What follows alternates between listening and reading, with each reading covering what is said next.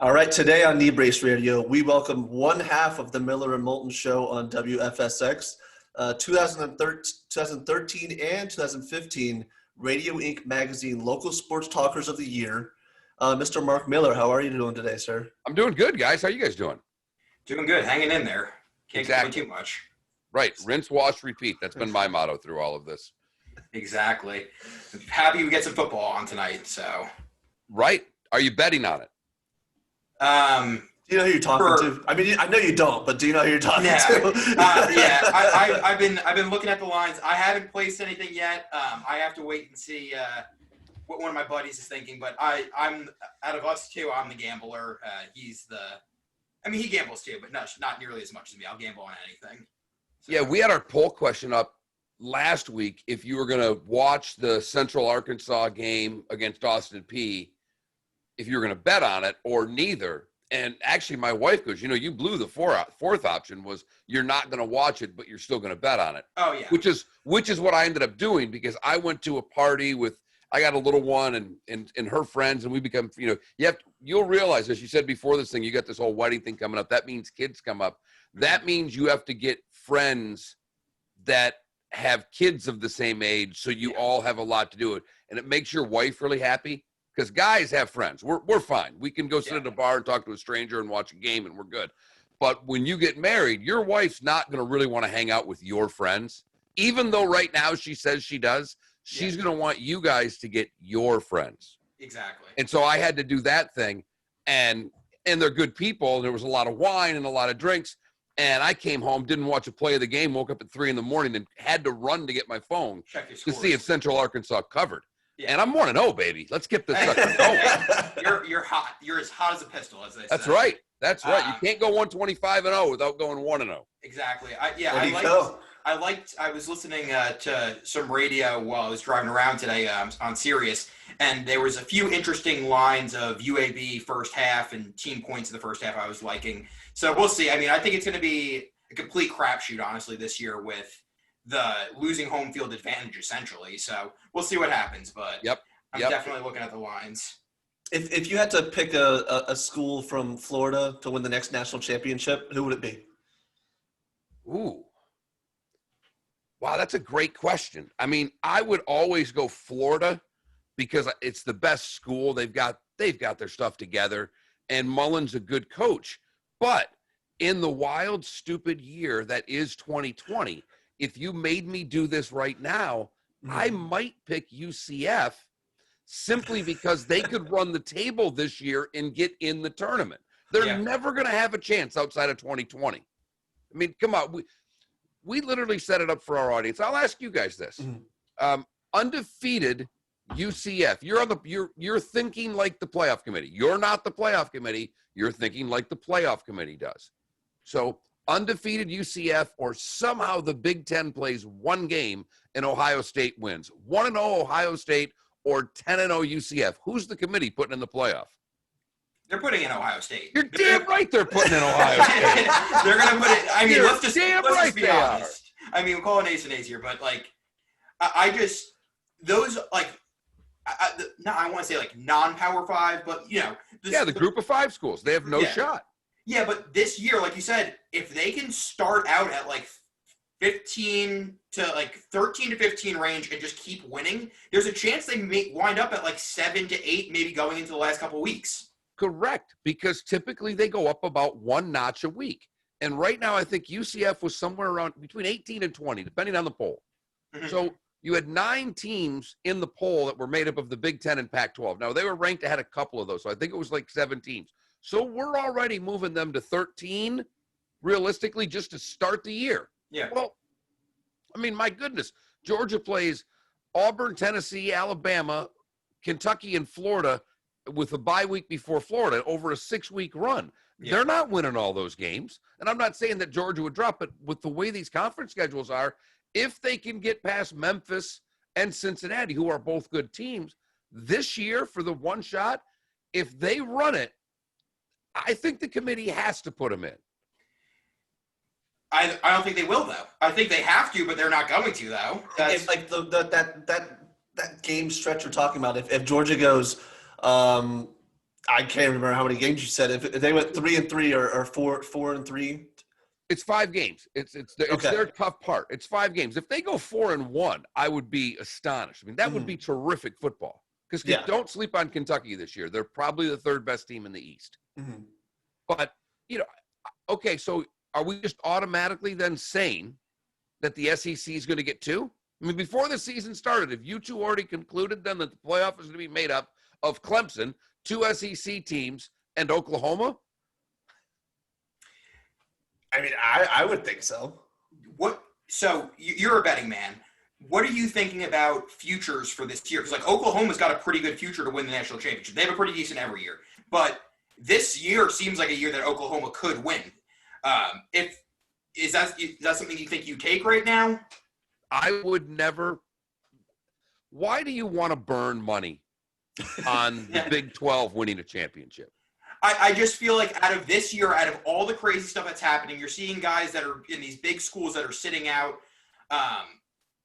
Who knows? Maybe Spencer Rattler is all of a sudden has some magic in him and they can win the first game of the playoff.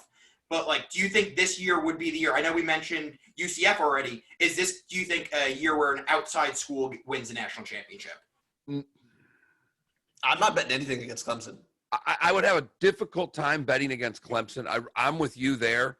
But from a standpoint of just getting good value, I think there's a couple of teams out there that are worth it to me. I would think Texas A&M is someone with maybe the best quarterback at preseason, the best quarterback in the SEC right now. He is the first team SEC quarterback in most of your, people that spend more time than you and I do breaking down every team. Yeah. So that would be one I would think about, and you're going to get great value. They're like 30-1 right now. So I would take them ahead of LSU or Auburn. I mean, their odds are a little bit better than that as I'm pulling them up. Man, outside of that, Notre Dame, maybe. Yeah, I mean, because they're playing in the ACC this year, correct? Right. So do you think that, obviously because of their name, they always get a little bit of a boost. Do you think them playing in an actual conference, granted it's not the SEC, but do you think that's going to boost them as well? It's feast or famine. Okay. Because for Notre Dame, who's on our show, and I'll put this out there first, I hate Notre Dame. I like when Notre Dame loses a lot. I'm a Michigan State grad, and I can't even root for my school anymore after the whole Nassar. I've not worn anything that's at MSU on it. It's in a garbage bag in my closet. I refuse to throw it away. I was this close to coming back this year, and then Kevin Warren effed it all up. So we don't know what's going to happen. But I despise Notre Dame. With that being said, they get a bum rap on the fact that, they don't play a real schedule. Go look at who they play. Yeah, then go look at who Alabama plays. And you guys tell me who has a tougher schedule. Yeah, exactly. It's not like they're UMass Amherst, who's an independent. Correct. Like they're scheduling top-tier competition. Yeah, it's Stanford. It's USC. Sure, they play Army and Navy every year. But there's always, now with their 4 ACC games, I think they've had a decent schedule. But what Notre Dame has going for them is Clemson comes to them. Yeah. And it's also in November. I mean, I'm guessing you guys saw today or heard it at some point driving around. CDC telling states to prepare for a vaccine in November. So does that mean by the time Clemson plays at Notre Dame, we can have 40,000 people there? I don't know. But I think as the year goes on, I do think you're going to see a little bit of a crowd. The other team and this shocked me because I did not think it was going to work. I've never been more wrong in my life on something. Mac Brown's return to North Carolina. I thought Mac was old. I didn't think Mac wanted to work very hard. I agree. Every person we talked to agreed with us on that, and Mac's killing it. Yep. I mean, he's flat out killing it recruiting, and that's going to be interesting because they host Notre Dame. So they're kind of a team I'm paying attention to in the ACC. I guess if you were wanting me to get an outsider, I think North Carolina would be someone I would look at because they don't play Clemson. So if they beat Notre Dame, they're in the ACC title game. You beat Clemson, you get one good game, and all of a sudden you're in the tournament. Yeah, and then I mean this was at the end of last year, but Sam Howell was already getting early talk of potential Heisman winner. So I think, like you said, Mac Brown return to the Mac, as they say. Just like it blew me away, to be honest. But what people don't realize, I have a son who's at East Carolina. He's a redshirt senior, not playing athletics, just a redshirt like I was, wanting to make sure to take full advantage of the college experience. You don't want to rush greatness. You don't. But as he and I were taught, he ended up living in Raleigh, and he played high school football there. And I'm telling you, what people don't realize is the way people have moved, not just to the Charlotte area, but to the Raleigh-Durham area. Yeah, there's a lot of talent there. The football's gotten a lot better. And, that's why you see North Carolina State's a much improved team.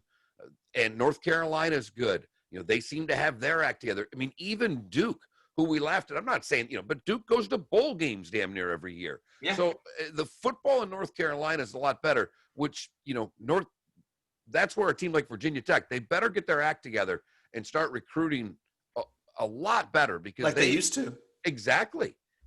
I mean, they lost Beamer and they've lost their identity, and they're just kind of in the college football abyss right now, aren't they? Mm-hmm. Yeah. It's like they're just stuck in the washing machine, just like spinning their tires. Yep. Didn't they almost lose to Old Dominion last year? Was that yes. them? It's like if you're in like nail biters, obviously you hear of these massive losses in the past. Like Nick was talking about to me the other day, App State pulling off that upset. But still, like if you're a perennial powerhouse, you should not be in a slugfest with an in-state rival, which is a 1AA school, basically. You should never call it 1AA school an in-state rival. Yeah, exactly. That's true. Exactly. Fair point. I mean, I'm pulling it up right. It wasn't just that. Back-to-back weeks, they beat ODU ended up winning by 14. I want to say that there might have been a pick six later. Yeah, something like it was that, like I just remember I was like Furman by 7 the next week. Yeah, back-to-back weeks against schools that most people don't even know, couldn't tell you what state they're in. Furman, upstate of South Carolina. Yes. Yeah, I did a lot of hockey broadcasting in the East Coast Hockey League. I know Greenville very well. Really, a lot of broadcasting for the ECHL. Oh yeah, many a night on the metal tube of death, as we call it, driving around the East Coast calling hockey games. So yeah, I've been to Greenville many times. I grew up right there by the Norfolk Admirals. Okay. Yeah. Right my favorite story about they were the Hampton Roads Admirals went way back when, probably before right when you were I would guess very young, but I'm still pissed about this. You're obviously aware who Julius Erving is, because I know you're both young. But when we were working that building, I worked for a team in Nashville, and I always helped the trainers and the players unload the gear. You got off the bus, and you got to bring stick bags in and your hockey equipment. And it was a lot easier as the radio guy to help out if the players saw that they were a lot more generous with giving you interviews, and you're never one of the guys, but you were a lot closer to being one if you weren't afraid to lug a bag. And there was a back way to go to the locker room.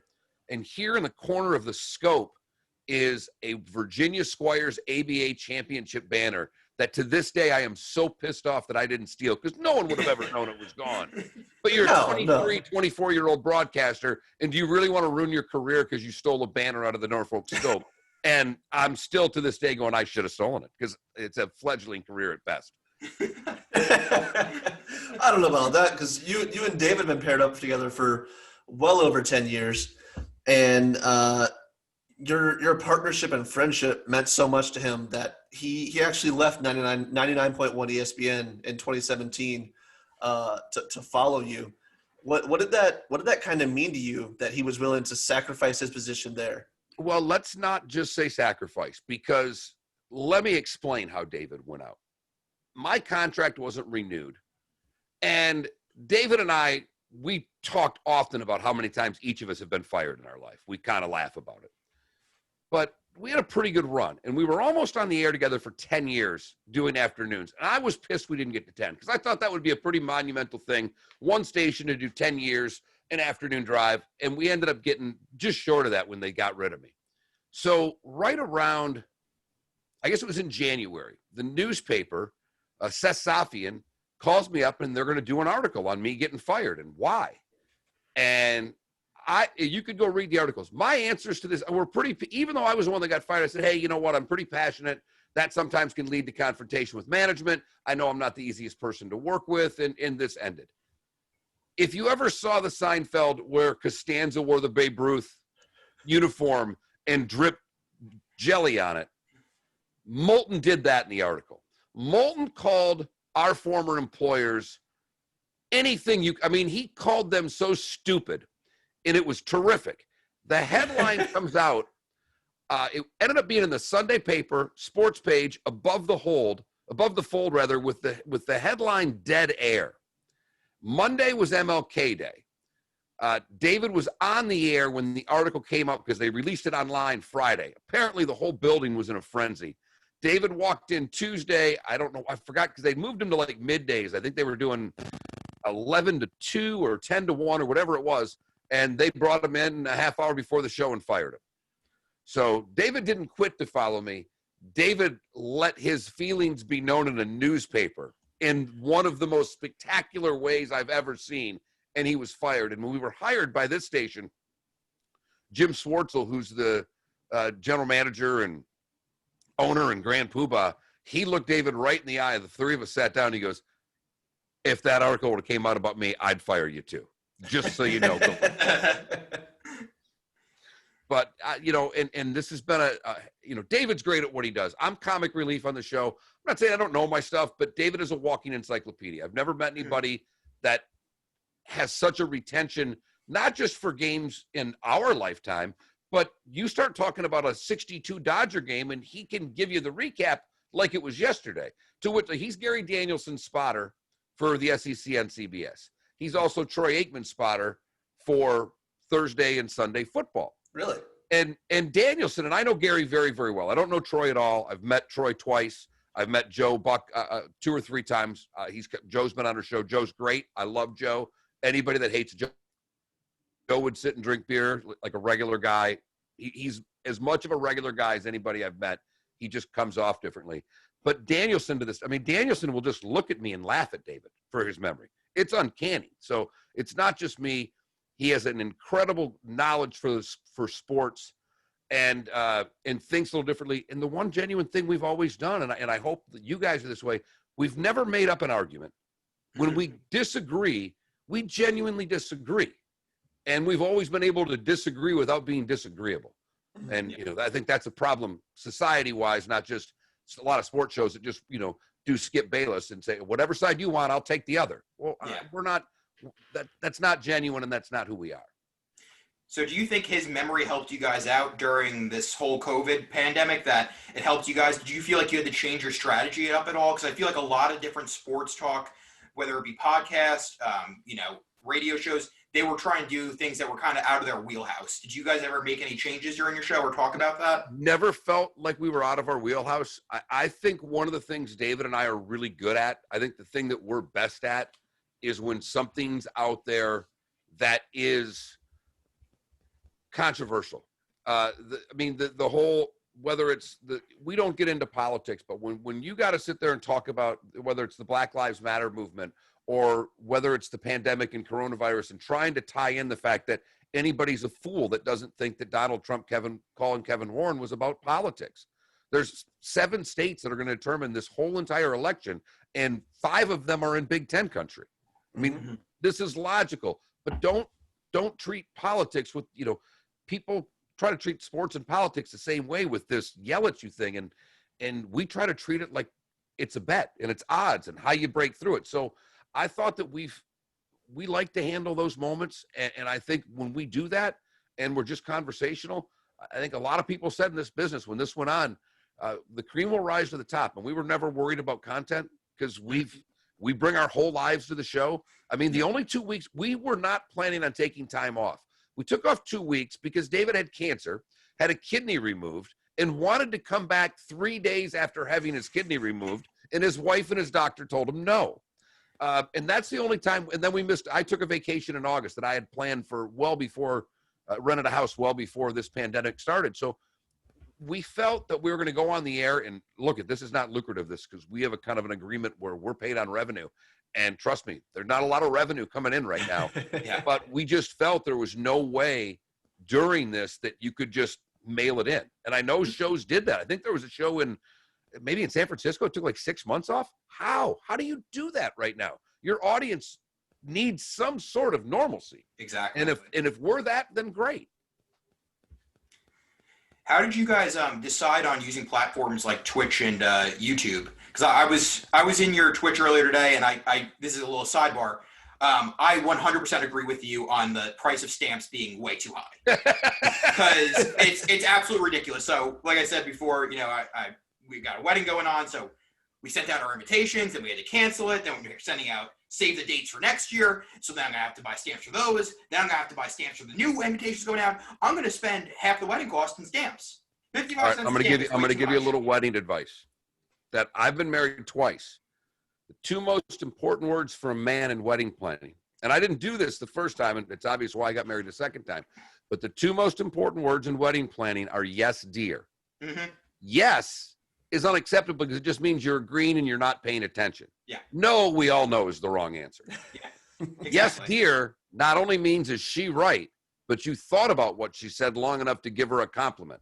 So if you stick with just yes, dear, you'll get through this without any problems. He's taking notes too. Look at him. Yeah. I think it's funny because what they say, like during this the beginning of pandemic or the lockdown and everything, there's going to be two things that are going to be booming in about 9 months. It's babies and divorce lawyers. Right. So if we can get through this, I was like, man, I guess we are meant to be. But absolutely, you're going to find out really quickly whether or not you really get along, right? Yeah, exactly. Anyway, and I got a baby due. Yeah. Good for you. Good for you. But how did you guys wind up getting on Twitch or thinking outside the box? You don't see that very often. Well, a guy by the name of Don Collins approached us on Twitch. He's a longtime radio guy. He thinks there's some there behind Twitch. There definitely is. And our producer was big on doing YouTube. He does some stuff with some political radio in DC, and he's like, you guys got to get on YouTube. If you get to 1,000 followers, there's some money to be made. I don't think we're utilizing it as well as we should be. I just, after a 6-month spring break, sent my first grader back to school, so I'll have a little more time to work on the technical aspects of our show, which I'm looking forward to. But Twitch, we're trying to figure out which to do. Do we do Twitch? Do we do YouTube? And we said we did both because one's owned by Google and the other's owned by Amazon. I don't want to alienate either of those two companies. Yeah. But we may end up going to just live on Twitch, and we've actually been discussing that a lot, and using YouTube merely for a highlight platform. Yeah. That's what I feel like a lot of Nick has a Twitch channel that he streams off of for Knee Brace Radio, but I feel like a lot of the bigger streamers, not necessarily sports talk, but just video game players, they choose to stream on Twitch and then clip stuff and monetize it on YouTube through ads that way. And it seems to be a recipe that's working pretty well for them. That's it. And, it's where I'm thankful that I've got a 21-year-old son, because I was asking him, because obviously, I'm still, he's pissed that I don't have a PlayStation, so I can't play hockey against him. But, we were talking. I said, "You ever use Twitch?" He goes, "No, I don't want to watch someone play a whole game. If I want to see something, I'll go watch the 4 people I know, and I'll go to you." So he was the one that gave me the idea. It's like, all right, I don't need to go. And in a perfect world, all those YouTube subscribers come over to Twitch. Mm-hmm. You double your load there of people that are watching it live, and vice versa. So that's the goal. And then we hooked up with a guy by the name of Chris Landry recently, and he is in the attempt to start a 24/7 Twitch channel, the Landry Football Channel, and we're their morning guys. So that's beginning awesome. Tuesday, we're going 3 hours on the radio, and we're going to do an exclusive hour on Twitch, which was really and I've always been the one out of Miller and Moulton who hates doing anything for free. Moulton will do, he'll go do a high school baseball game if he can, and I yell at him all the time about giving services away. But we're doing the Twitch for free, obviously, and it's my idea. So we've kind of switched, but I just think that that's a great way to bring a radio audience over to get that subscription base up. And if you've watched it, you get a side of us. We've got a core of about 30 or 40 people every day that are in the Twitch chat room. They're very active. And with the P1s, when you're answering them during these commercial breaks, and they're you make a couple of them moderators, because I use a service that I can't moderate Twitch. Mm-hmm. So when you're inevitably going to get bots in there, and you're inevitably going to get some spammers in there. So it's like, hey, I've got 3 listeners who are in charge of the Twitch page, and you're empowering them. They're never leaving you as a subscriber when you do that. Exactly. Yeah, for sure. I I've been in your chat a few times talking to you guys. I think we talked about Anton Khudobin or something like that, and I think that's what draws me into Twitch so much is the accessibility, where you see these people that you think are because growing up I loved sports talk radio, loved it. It was I was 18, 19 years old, that age where that it feels like it's lost. The radio's lost on them. And I'm 18, 19 years old, and I'm only listening to sports talk radio. And, always wanting to like add my opinion or ask a question, and listening to it on Twitch gives me that platform to be able to ask a question, be like, oh, what did you think about this? Or, or if they're like, if they get a stat wrong or like they're like lost on a stat, I can look it up for them really quick and tell them. And we had that today. We were going through that, people just were reminding us of, because a lot happened. And, Bob Greasy ended up getting kicked out of the Dolphins booth. Burt Blyleven from the Twins, and they do spring training down here. Basically yesterday after the broadcast, in the middle of the season, it was his last broadcast. You're like, what the hell? So, yeah, that was someone that I saw that. I can't just trust you in my chat room, but if I see it, I got 3 monitors here. I'm going to look it up fast enough to back it up. I'm like, ooh, they may have something there. And I hate calls on a show as a listener. Screw being a host. When I'm listening to Dan Patrick or Pat Kerwin, who's a regular guest on our show, and I listen to his Sirius XM show all the time, the minute they start putting callers on, I go to music. I don't want to. For every 10 calls, there's one good one maybe. Yeah. The rest, you're just getting guys that are not really Howard saying Stern. much. They're doing the Howard Stern, calling it it's fake. Yeah. So but with text and with chat on Twitch, it's real time. I can answer them. I've been answering our text line. Obviously people text after a game. If I'm up doing work in the studio and I see the text line, I answer them, and people are like shocked. You send someone a message at 9:00 at night and you do a 6 to 9 show in the morning, they're like, holy shit, these guys actually care a little bit. And so I've embraced every part of the social media internet world of where we're going with this, because I think one day we may not need a radio station. Mm-hmm. I'd love to have complete control over what I do. Yeah. Do you think that being in separate rooms, do you think it makes it a little bit harder? I know when Nick and I are doing the podcast, we're in different states, and inevitably once or twice an episode, we're trying to get better at it, but we wind up talking over each other, and I'm sure I did it to you. Do you think that happens more over a platform like Twitch or doing it on Skype as opposed to being in the studio, or do you think that really doesn't matter? Happens a little more. But in David and I's case, we've been working together so long. And I mean, it's just a simple thing. I'll be sitting here like this. Mm-hmm. So he knows when he's done, I'm going to jump in. Or if we're interviewing somebody, I'm looking at him going, I'm done. And I don't care if the live Twitch audience sees that. That's why they're doing this.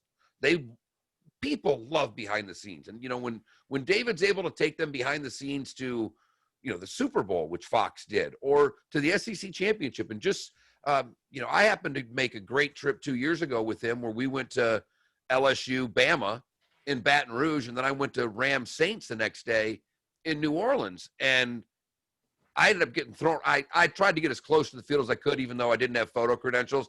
And a guy ended up asking, they asked me to leave and I left. But I mean, I'm kind of texting buddies because I'm taking pictures. I go, pretty sure you just saw me on TV. And he's like, blue shirt? Like, yep, that was it. Because I nearly got hit by a ball. Like Drew Brees went long and the ball bounced right by my feet. But before the game, I'm sitting with Mike Pereira and we're talking about fantasy. We're talking about golf. And then we're having this fantasy football conversation because you've got so many characters in these TV broadcasts that obviously no one knows. We see Nance and Romo, or we see Buck and Aikman, or we see Nestler and Danielson, but there's 50 to 60 people that make up these broadcasts.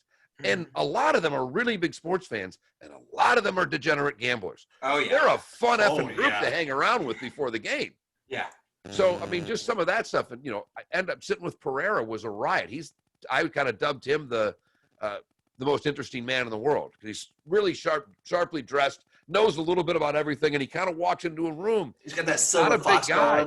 Yeah, but he's got a presence about him. When he walks in the room dressed like that, you're like, Mike Pereira is going to hold court, and we're going to listen to what he has to say. He seems really important. Do you think so? Since you cover sports for a living, do you feel that you get the same enjoyment of watching your favorite teams, or do you feel a little bit jaded from knowing everything about potentially the organization or people around the team? do you feel ever jaded? Like, I don't know. I don't really have a favorite team anymore. Really? Now, I feel like that kind of happens. Now, part of that is all my teams suck right now. I'm a Mets, Jets, Nick Islanders fan, so Islanders is loosely. The Red Wings would be my favorite pro team, and they couldn't be any worse than they are right now. I'm a big Tigers fan, and I wasn't expecting anything, so this is kind of shocking. And as I said, I was a guy that could break a door during a Michigan State game, and now if they lose, I'm like, whatever. I'm more interested now in seeing the two best teams play. I'm pissed because the minute the Bucs signed Brady, I bought club seats. I figured I'd go to 2 games, sell the rest, and it would be a break-even proposition. Now we can't go to any games. That pissed me off because they were playing. Their schedule at home was Green Bay, Minnesota, Kansas City. I'm like, you got Aaron Rodgers coming to town. You got Patrick Mahomes coming to town. You got Drew Brees coming to town. I'm like, this is good stuff right here. So yeah. I'm more interested. Cowherd says it a lot, but I'm more interested now in what's interesting. Yeah. And I would rather go to the Kentucky Derby than to see a Red Wing game anymore. Like, I'm trying to check off what's left on my sports bucket list, if you know what I mean. Yeah, definitely. Yeah, no, speaking of the Vikings, I'm sure you saw Kirk Cousins' comments. Yes. Do you have any thoughts on it? Well, Kirk is, by all accounts, like a super good human being. Right. I remember watching his speech every year at the Big Ten Media Days. You remember the Big Ten, that conference up north that used to play football? Well, when they used to play football, they used to have these things called media days, and they would bring up an athlete each year to speak. And Kirk did it the one year, and it's worth YouTubing to hear. It's a great speech, and he's apparently a God-fearing man and an all-around good guy. So I think a little bit of his. I kind of looked at that as where he is with his relationship with faith, and I kind of took it like I've read enough about Cousins that I just think that this is a faith thing, and he's saying if it's my time, it's my time. Yeah. But look, I'm in Florida, man. We've got every wackadoodle on the planet down here. You got one guy who just gets fined every day because he refuses to make people wear masks. So I'm at the point now, I don't want to get in any confrontation with anybody. I'm just going to go about my business.